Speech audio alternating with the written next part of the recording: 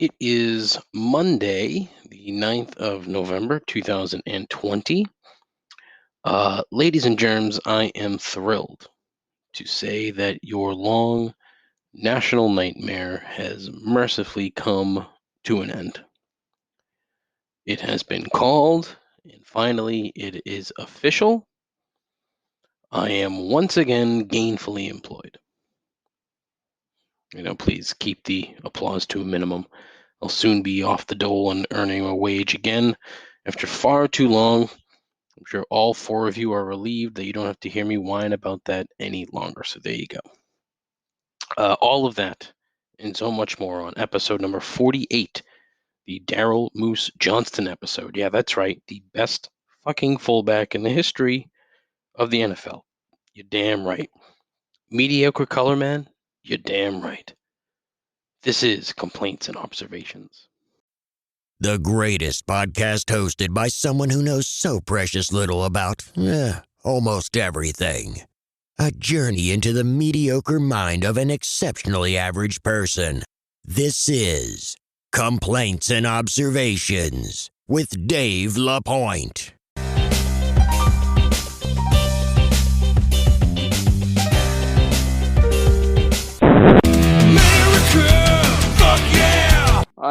There's a tingling in my trousers, and it's not a good one. Losers, in other words.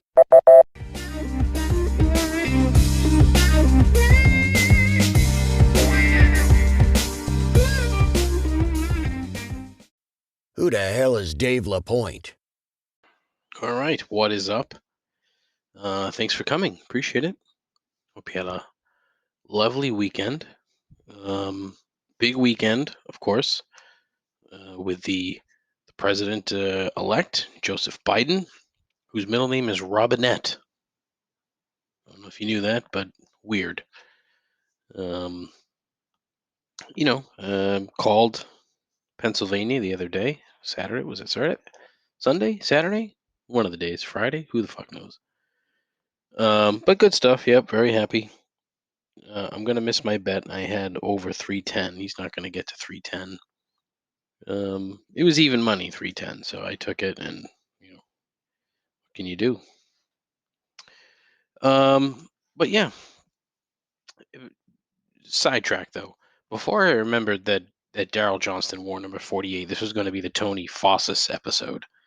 You got to be a real old head Red Sox fan if you remember Tony Fossas, who was probably the first lefty specialist. And I found this today. First lefty with more appearances than innings pitched for what was it, 10 years?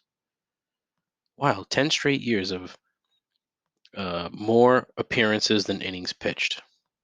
Bananas. Crazy.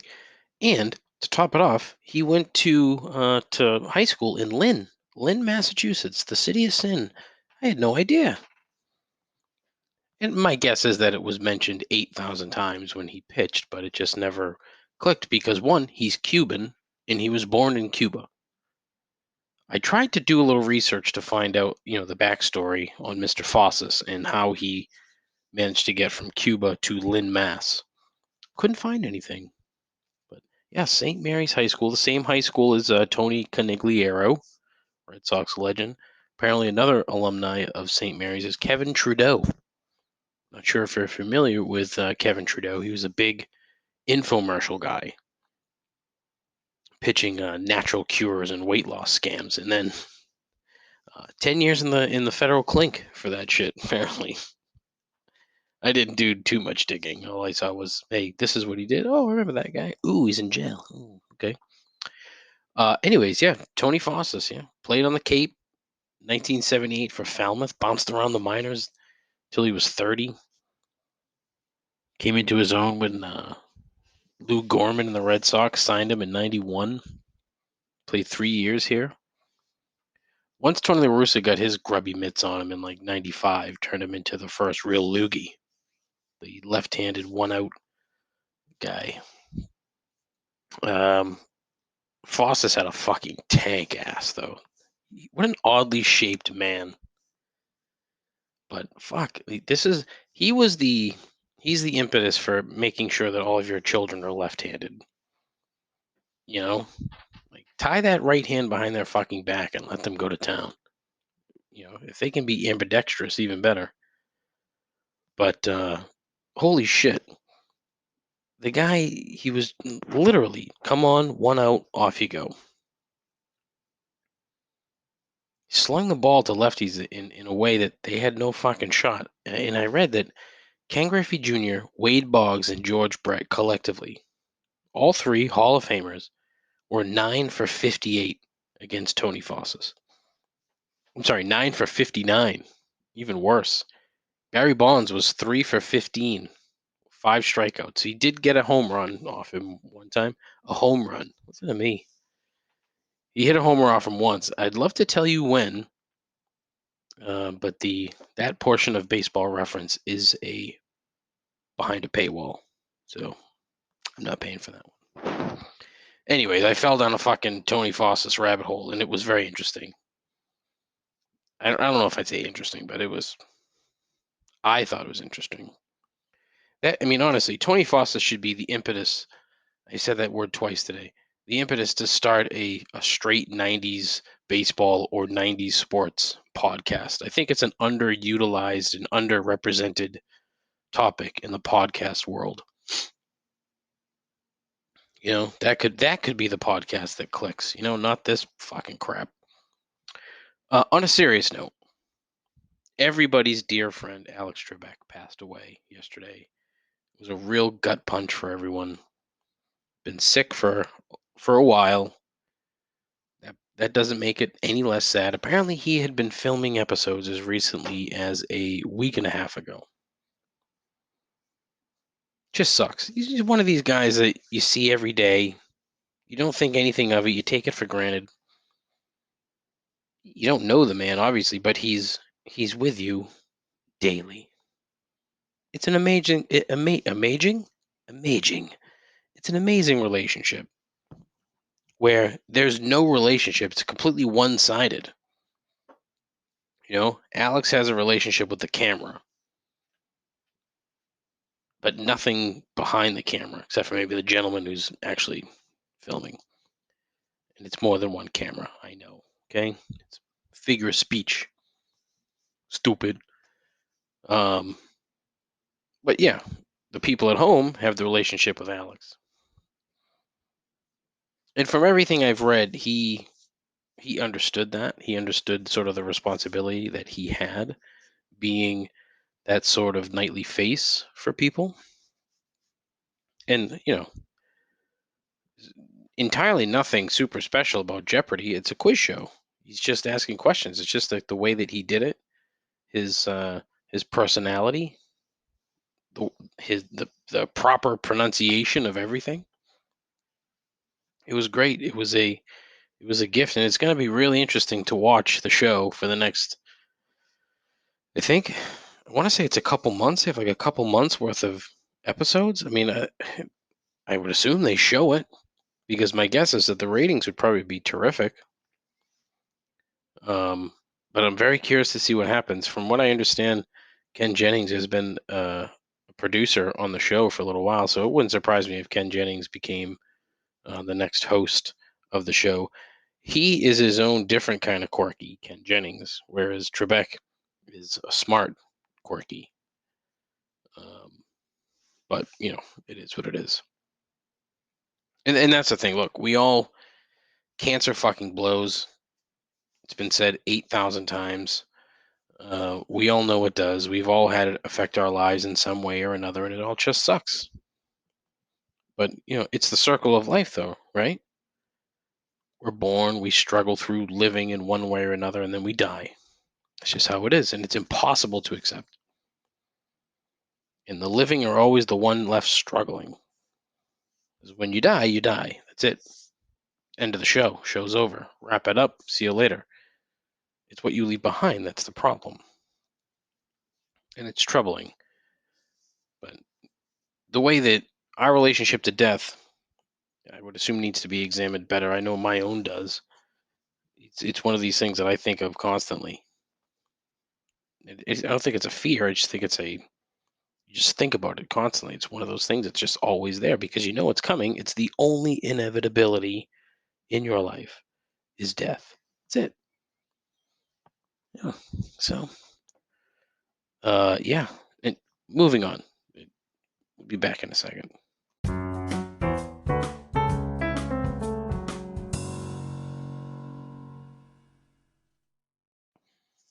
Okay. So all three of last week's best bets lost. No good. Terrible gambling weekend. I don't really want to say too much about that, but I had Tampa Bay, and they got fucking waxed. They got waxed by the Saints. I mean, I did not see that coming. I thought it'd be close. I thought it'd be a close game. I didn't think the Saints defense could handle that offense, but what the fuck do I know? Which is why I'm a shitty gambler. But what can you do? Saints were a bit banged up. Tampa was coming in hot. Didn't seem to matter.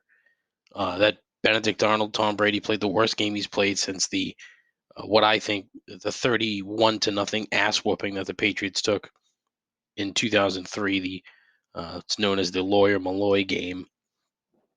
But holy fuck, he was terrible. 3 picks.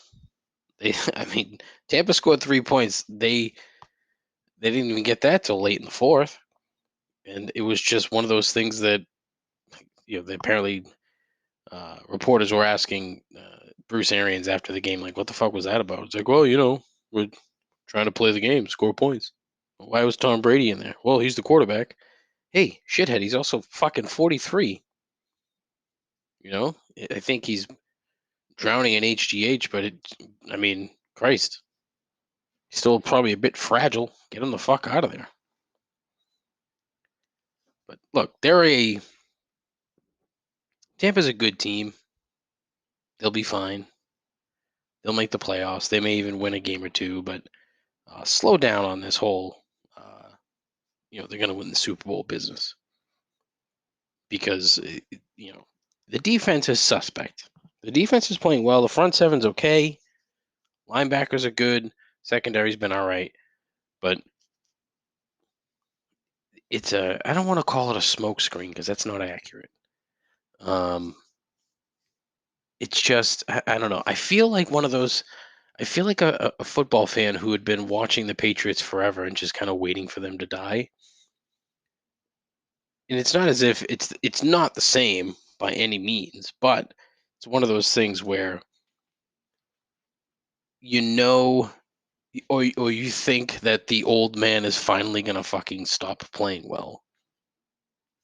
And I mean, look, I don't think last night was the end of Tom Brady's career by any stretch of the imagination. I think the guy still plays another 2 years after this one.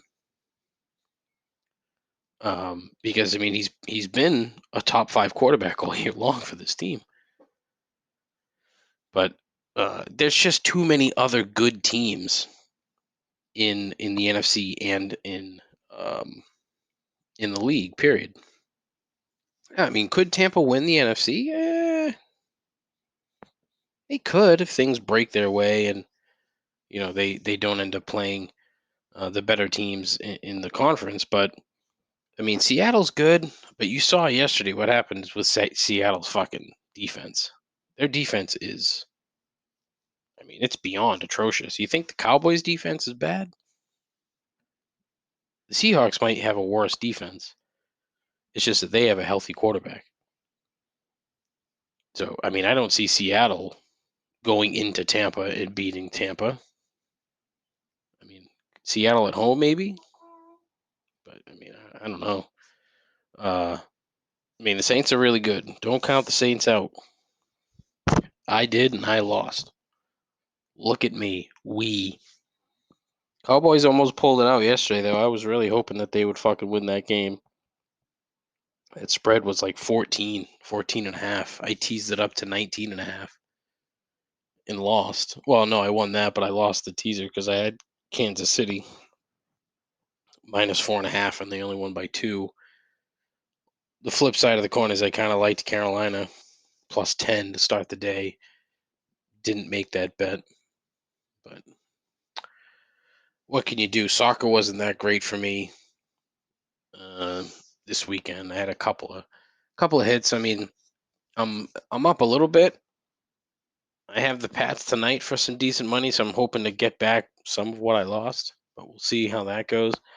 I'm not super confident. I have them minus 7.5. I think the line's up to 10.5 maybe. I don't know. I'm not super confident that they cover. I think they'll win. I mean, the Jets have nothing. The Jets are not. The Jets are like literally trying to lose. So the Patriots aren't. They're just losing. They're not trying to lose.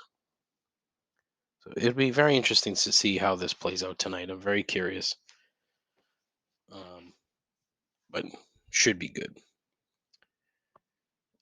I mean, I wanted to talk more about football, but I don't know. This weekend was just kind of boring. West Ham won, which was, I mean, a fucking nail biter. They won in extra time, third minute of extra time, 1-0 against Fulham. I mean, they dominated that game. They should have fucking crushed them. They hit the fucking post twice, 2 or 3 times in the first 15 minutes of the game. But 2-week international break now. West Ham, I think, is 11th with 11 points. Which, look, I thought they'd be struggling. I thought they'd be a bottom 3 club. I'm sorry, they're 12th right now. 12th with 11 points. They're doing fine. They're doing fine. And I think the games that are coming up for them, I think they played Sheffield, who is the worst team in the league, next. Aston Villa, Man United, Leeds, Crystal Palace, and then the dregs. This is where they need to make their hay. Because the end of the season, you get to the end of the season, there's a couple of good games there, but again, the dregs. And you've seen what they could do against good teams, so I'm not scared of anybody this year as long as we stay healthy. That's it for soccer. I don't know why I'm mumbling. Can't enunciate this morning. Well, that's because it's not this morning. It's fucking 2 o'clock because the power went out here again. Been in this house for a month, and the power's gone out 4 fucking times in a month. National Grid, go fuck yourself. Seriously. Yeah, it's Monday, so we're gonna do 3 gripes. I'll be back in a sec. Okay, so gripe number 1, being hyper political or blatantly one-sided politically. I really don't know how to term this gripe, but there was an example that came up over the weekend that it just really it pissed me off because it's just so stupid. There was a tweet from a gentleman by the name of Aaron Rupar of Vox.com. Now, Aaron's thing on Twitter is basically watching all of President Trump's speeches and rallies and whatnot, and picking them apart and tweeting it and pointing out inaccuracies or lies or what have you. He does a good job of that. So if he's doing this, just the straight sort of journalist thing by saying, hey, he just said this, however, it's untrue, this is the truth, or this is what is previously reported, or something. I don't know. It's tough. And here's the thing, right? So now it's going to be tough for me to kind of go back. And I don't follow this guy, but he's the kind of guy that gets retweeted all the time amongst some other people that I follow, like the super rabid anti-Trump people. And look, I do not like the guy. But I can't spend all day fucking tweeting about how awful he is, because you'd go fucking bananas. You'd go crazy. Just like I don't see how you could spend your entire fucking life praising the guy and fucking kissing his feet and sucking his dick. It's like, where do you have time to breathe or do anything else or fucking have a job? Like, look, if you're unemployed, I get it. But, Put your effort into something else. Look, I'm unemployed. I've put some effort into this fucking shitty podcast that talks about nothing. But fuck. So it's going to be tough for me after seeing this. So basically, he tweets out a photo at like 11:30 in the morning on Friday or Saturday that says, quote, "It's party time outside the White House," end quote, accompanied by a photo of people celebrating the election of Joe Biden. Terrific. Less than 12 hours later, he tweets out a picture of the football field at Notre Dame as fans had rushed the field after beating Clemson, and says, quote, "Not ideal during a worsening pandemic," end quote. Now look, what the actual fuck is this guy thinking? We all know, we have all learned by now that gathering in crowds isn't ideal. So guess what, Aaron? Both of these things are fucking wrong. But you come off sounding like a fucking jackass because you can't see that. You're looking through your fucking rose-tinted glasses at one and not the other. You can't fucking have it that way. It's not a one or the other thing. It's either it is or it isn't. There's no gray. There's no gray. Those people in front of the White House, there's more of them than the people at Notre Dame. Granted, the people at Notre Dame are fucking kids and they're stupid and they may already well have the fucking Rona. Not the point. It's the same fucking thing. You again, you just come off looking like a fucking idiot. He would have been better off picking a side. Like he could have just ignored the Notre Dame thing. Just leave it alone. Like get out. That's not your lane, dude. Get out. Leave it alone. Don't even bother. Stick with your first photo. Have your party, your celebration, whatever. Leave the second thing alone because it's abundantly clear to me that you obviously have no idea how fucking bad that looks. And it's not even an optics thing. It's just a fucking straight intelligence thing. Like you're just being an idiot. It's just so odd to me how Twitter's become like this constant soundboard for people's every fucking thought. Like take a break. Fuck. I mean, look, I've tweeted roughly 40,000 times over the last 10 years. I looked it up. It was like 39 and change in 10 years. But it's all shit. Like it's all nonsense. All of it. Like there's no substance. It's literally just fucking tweeting into the void. Talking into a black hole, essentially. And occasionally people look at it and be like and react, oh yeah, click like. And look, I'm guilty of it.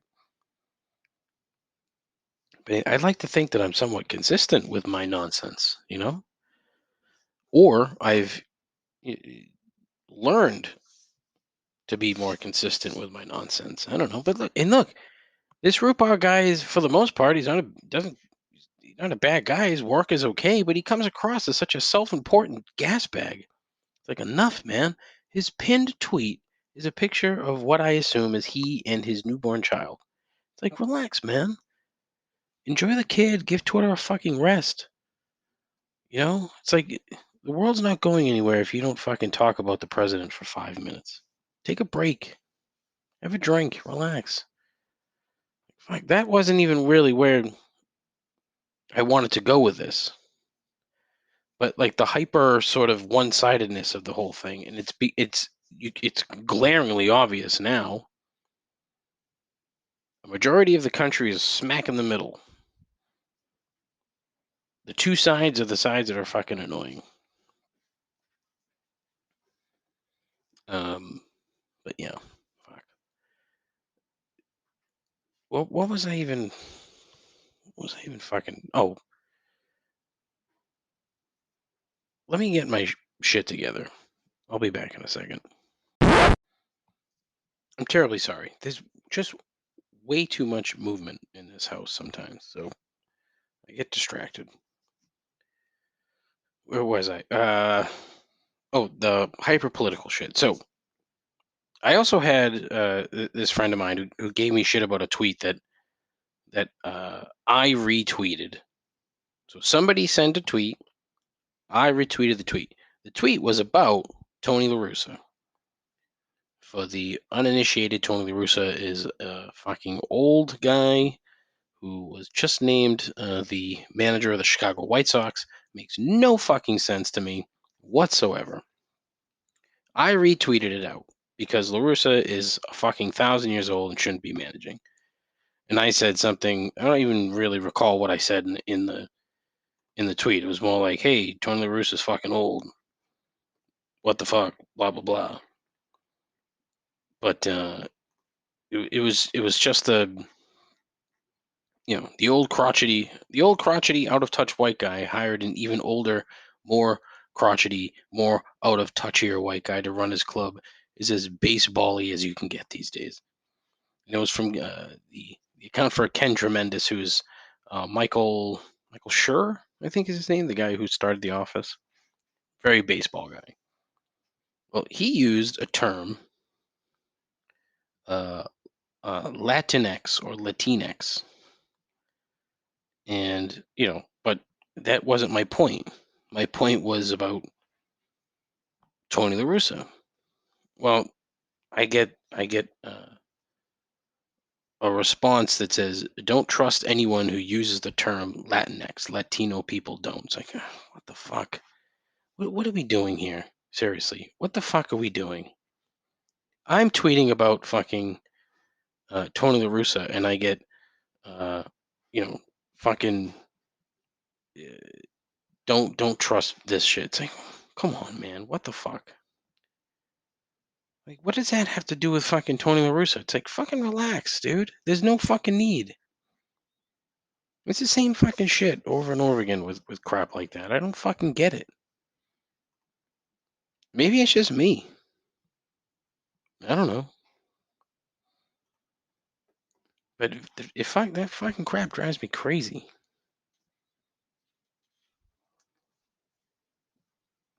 Anyway, gripe number 2, hypocrisy in general. Now here's another fucking story that drove me fucking bonkers. Going back to the Notre Dame game, okay? The president of the university, Reverend John Jenkins, had the fucking balls to send a letter to students about how it was, quote, as exciting as last night's victory against Clemson was, it was very disappointing to see evidence of widespread disregard of our health protocols, end quote, which included rushing the field after the win. Well, this fucking grifter, and look, religion, you want to talk about a grift. Yuck. And I'll get to more of that later.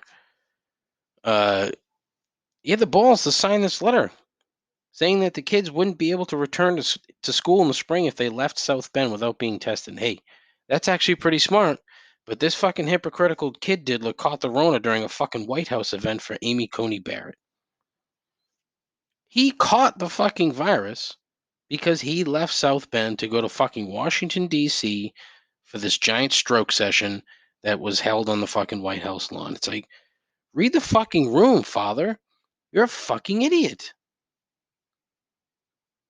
I mean, look, if I'm one of those kids and I get this fucking letter, I'm taking my sorry fucking ass right to the goddamn, I don't know, the dean or the admissions or whatever, and saying, look, who the fuck does this guy think he is telling me what to do after he fucking went to Washington, a giant fucking super spreader event, gets the fucking Rona, comes back, and then I'm supposed to feel bad for this fucking guy? I'm supposed to, do as I say, not as I do, right?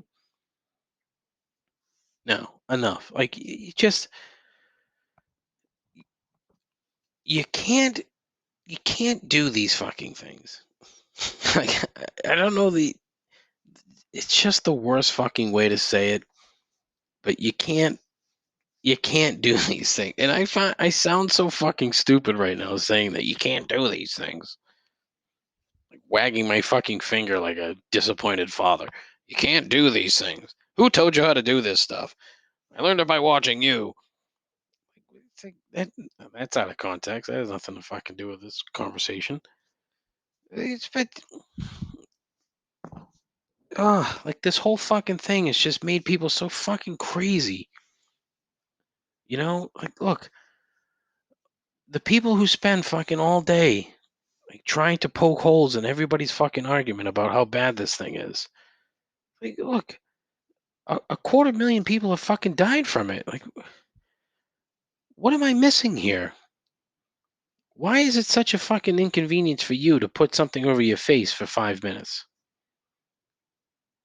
Do you not care about people that just, look, if you want to chide these kids for fucking storming the field, they beat Clemson, who was playing their backup quarterback, okay? That's what the guy should have said. Hey, listen, you didn't do anything.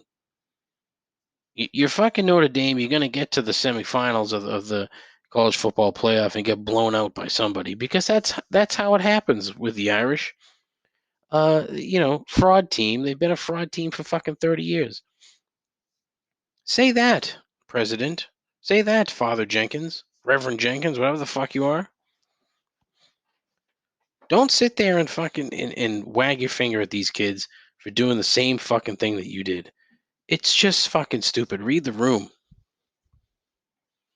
Aggravating bullshit. And there's no fucking need for it. I wish I could continue talking about this, but I think I've made my point. Yeah, I don't know.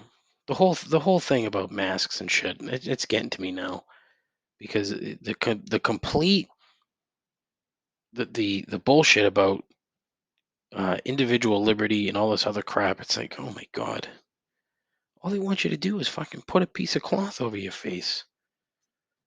What are we doing? Next thing you know, it's going to be a fucking madhouse out here because people are going to suddenly stopping at red lights because they don't want to be told what to do. Please don't tell me it's different because that's the same fucking thing. Oh, one's a law and one's not. Oh god. Ugh. All right. Okay. Thank you. Thank you. Anywho. Ah, fuck. Damn it. I didn't mean to say that. I'm terribly sorry. Gripe number 3, televangelists. This ties into this whole fucking theme. I mean, how did I end up being a politically agnostic fucking program and getting political and religious in one episode? Like, oh, Dave, you got a job now. Fucking talk about shit that you really don't want to talk about, but you want to talk about. No, it's fucking not. That's not it. It's not it at all. There's still a few more episodes to go. I think I'm going to get to 50, and then that might wrap it up. That might be the end. Got to find a different tact here. Anyway, televangelists. Let's talk about these pieces of shit. Number 1, Kenneth Copeland. I don't know if you've heard of him. You probably have. But he's a massive piece of shit. This man is preaching the word of God and has a net worth of over $300 million. Now, normally you'd say, why begrudge a man for earning a living? Well, because he's a preacher. He's preaching the gospel. The whole idea is to not be a fucking bazillionaire. You're supposed to give to the poor. That's the whole idea. Don't tell me one thing and do another. But that's what these fucking guys do. And I'm sure you've probably seen the clip now of him laughing at the quote media, end quote, for calling the election for Joe Biden. And he's laughing maniacally. Man is in his early 80s and he's laughing maniacally. And if you watch that and think of anything other than, holy fuck, this dude's a sociopath, well, then kindly turn off your device, unfollow my podcast, and then go fuck yourself. He doesn't, I mean, I have a headache today dealing with this shit. There's a well-documented history on this particular fellow. Just being a grifter, and it goes back to the grift. As with everything, again, you can't hate the effort that these fucking guys put into it because it's somewhat admirable. I mean, it's unethical, in some cases illegal, but I mean, it's grift, flat out grift.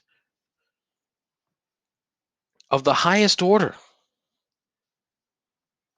His new thing, right, is asking people that are watching his show after he's already asked them for money multiple times, uh, is to touch the television as he prays for them, and they'll be healed of COVID-19. What? What? What are we doing here? And then he back in March he's like, well, I know a lot of my parishioners have lost their jobs, but you still need to be paying your tithes. Oh, because you need to fucking keep funding his lavish lifestyle, his 10,000 square foot mansion, his fucking $20 million Gulfstream jet. If you belong to this guy's church and you see this, how the fuck do you sit there and say, what? Yes, this is great. Everything that he says is true.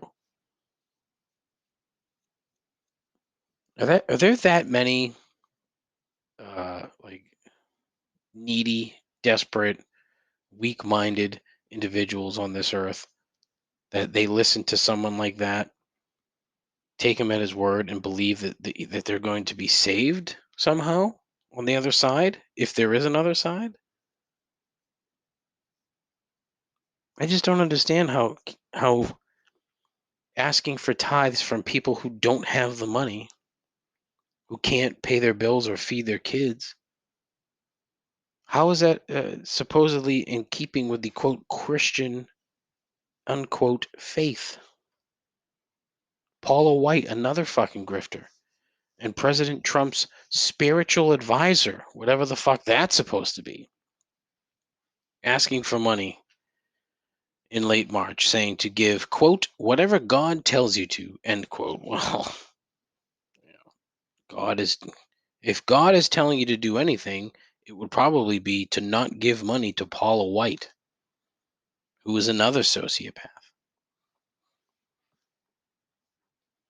Who else? Joel Osteen is another guy. Just a weird fucking creep. Constantly begging for money. Well, not begging. Osteen does it a little bit more smooth. He's younger than these guys, and he's sort of seen the what doesn't work, or shouldn't say that. It all works, but he has seen like the let's take it down a notch kind of thing. So he doesn't come out directly and beg for money. That was wrong. I shouldn't have said that. But it's like all over the screen, call, donate. It's all over his website. Not all over his website. It's there. It's one of those constant sort of floater boxes that as you're scrolling, it's at the top of the page. He's smarter than the rest of these fucking guys, though. His salary from the church is technically $0. Earns money from book sales, appearances, and whatnot. The church is essentially a marketing arm for Joel Osteen, the author. And the gospel wrangles tens of thousands of potential customers on a weekly basis. His fucking church is, I mean, it's unbelievable. I was in Houston last year before. Yeah, I think it was last year for work, and we stayed in a DoubleTree right next door to this guy's church. And I didn't even know what the fuck. I thought it was just a giant warehouse. Nope, it's his fucking church. And the place is, I mean, I can't even. It's massive. I think I've used that term 8,000 times this podcast. So please call me out for not having the ability to come up with a synonym for massive. But it's just a huge place. There are so many of these fucking people, and that's the other problem. How are there so many? How does this fucking happen? Jim Baker, Robert Jeffers, Billy Graham and his son now, Franklin. And of course, Pat Robertson and the 700 Club. Seems to fucking, every time he opens his mouth, something laughably stupid comes out. I could go on for hours about this shit because it just pains me that there are so many good people who fall for it. And I'm sure there's just as many shitty people. No, I'm not. I can't say that. Don't say that. You just kind of hope that there'd be one of these preachers who does very well on television, asks for money, and then gives it away, like all of it. Like, okay, I'm gonna have my $250,000 house, my $75,000 a year salary to run the church and whatnot, and everything else he gives is gonna be donated to the poor. Why is it such an outlandish concept? Like you're supposedly preaching the gospel. You're supposedly looking at the Bible and talking about the Word of God, quote unquote. Instead, you have guys like fucking Kenneth Copeland who's gonna who thinks he can blow away the coronavirus with the wind of God. Hopefully, the wind of God is just farting in your face. I thought of that before I even said it, and it was terrible in my head too. But that's it for Three Gripes. This particular show, I don't know what it is. I'm not feeling it today. It's a bummer. I have a phone call in a half hour with the propane guy. Yeah, very exciting. This homeowner shit. We've talked about this before. It's terrible. I hate it. When the power went out early, I went outside and was fucking cutting up tree limbs because the shitty tree in the backyard keeps dropping limbs. I bought a reciprocating saw to cut up a smaller one, and then 3 bigger ones fell. In fact, I still have to go outside and finish the other one. Yeah, I borrowed my father's old chainsaw. My brother had it. And he's like, "Be careful with that thing. I think Dad, you know, modified it in some way, stuck a golf tee somewhere to do something." Like, oh God, my father, bless his heart, has been gone for 5 years, and every now and again, something comes up that just makes me laugh. Never fails. Um, but that's it for the show. Listen, thank you as always, all 4 of you, for listening to the program. It's greatly appreciated. Um, as always, please tell your friends about the program. Hopefully, on Thursday, I'll have a little bit of a better idea of how things are going to proceed once I get to episode number 50. I don't actually start the job for a couple of weeks, so that'll give me some time to finish some crap around this house that I wanted to finish, and some other shit that I wanted to do. I got the vacation coming up at the end of the month, so there would have been a pause in the show anyway. But tell your friends. I have 47 more shows for them to listen to if they haven't listened. And they can go to the Twitter page at ComplaintsPod. They go to the Facebook page, but fuck Facebook. I have a YouTube page that I don't use. I have an email, showmail at complaintsandobservations.com. I also have a phone line you can call into, leave a voicemail, 617-65-RIP'em, 617-65-RIP'em. Give me a call, leave a voicemail, be on the show.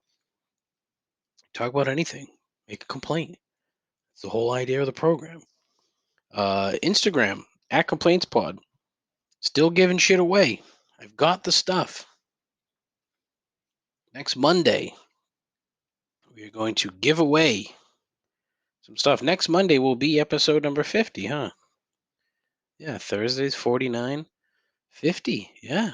Oh, all right. Well, the culmination of a program, give away some shit that I bought that probably shouldn't have bought, but I bought it anyway as a prize to my faithful listeners who happen to may come up in the old wheel of who's gonna win thing. But yeah, check it out at Complaints Pod. Enter the giveaway. Post another one or 2 this week so that you can enter. Like the post, follow the page, tag 3 friends. I'm close. I think I'm at 97 followers, so I need a few more to get to 100. Magic number of 100, huh? Check it out. Woo! Very exciting. Yeah. That's it for the show. Listen, thank you so much again. Take care of yourself. Take care of each other. Godspeed. Ta-ta.